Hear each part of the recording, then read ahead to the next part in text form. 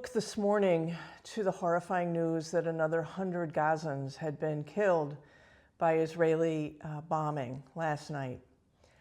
This during a ceasefire. What kind of ceasefire is this that allows for ongoing bombing and killing and ongoing genocide in Gaza?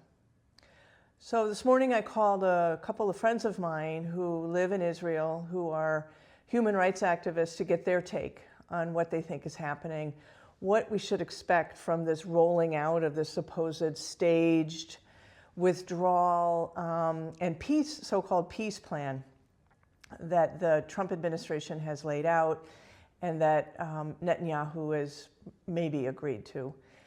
Jared Kushner is leading these negotiations, who is someone we ought to be concerned about as being an honest broker, to borrow the language of my colleague Rashid Khalidi. And what I think we're seeing from my conversations with the people on the ground, human rights activists and lawyers in Israel, is something that one might call the Westbank-ification of Gaza. So the so-called peace plan that is being rolled out now in the name of a ceasefire, but which of course is not one at all, has three stages to it, one of which is the creation of one line where the IDF will retreat to and hold during one period of the exchange of hostages, a second line, and then a third line. And it's hard not to hear the echoes of Oslo in this kind of agreement. Now, you'll remember in 1995, the Oslo Accords created in the West Bank areas A, B, and C. So Area A was under full Palestinian control, 18% of the territory that had previously been the full Palestinian West Bank. Area B is under Palestinian civil control, but Israeli IDF military and security control, so essentially under the control of the Israelis.